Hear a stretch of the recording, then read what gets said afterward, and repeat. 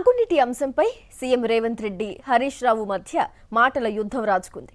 హరీష్ రావు కేటీఆర్ కు belt treatment ఇస్తే గానీ దారిలోకి రారని, వీళ్ల రక్తం పంటలపై జల్లితేనే పంటలు పండుతాయంటూ సీఎం రేవంత్ రెడ్డి చేస్తున్న వ్యాఖ్యలు రాజకీయ దుమారం రేపాయి.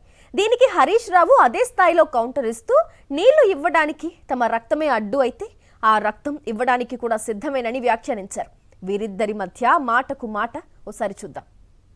ఆయనకు ఈయనకు తెలివితేటలు ఎక్కువైనాయి.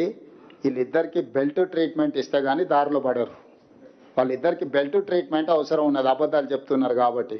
ఏమున్నది, వీళ్ళని కోసి రక్తం చల్లితే పంటల మీద అదే పండుతుంది. ఎందుకంటే వీళ్ళ బలుపు కొవ్వు పంటలకు సరిపోద్ది. కరువు వచ్చింది, అందుకే 6 తడి పంటలు వేయండి అని చెప్పి 6 నెలల నుంచి మొత్తుకుంటున్నాం. దానికి తప్పులు పట్టిరు. పంట పొలాల్లో నీళ్లు బారించండి ముఖ్యమంత్రి గారు అంటే మా రక్తాన్ని బారిస్తా అని రేవంత్ రెడ్డి గారు మాట్లాడుతూ ఉన్నారు. ఇది ఒక ముఖ్యమంత్రి మాట్లాడాల్సిన భాషన? నీళ్లు కావాలని మేము అడిగితే రక్తం కావాలని రేవంత్ రెడ్డి అంటుంటారు. సరే, నీకు రక్తం కావాలంటే ఇస్తాం, దానికి కూడా మేము వెనకాడటోళ్ళం ఏం కాదు.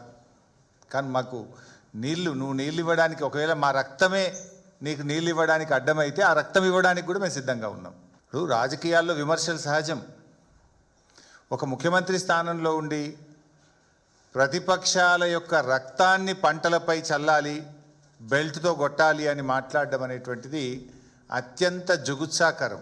మరిన్ని అప్డేట్స్ కోసం ఛానల్ను సబ్స్క్రైబ్ చేయండి. నోటిఫికేషన్స్ కోసం బెల్ ఐకాన్ పై క్లిక్ చేయండి.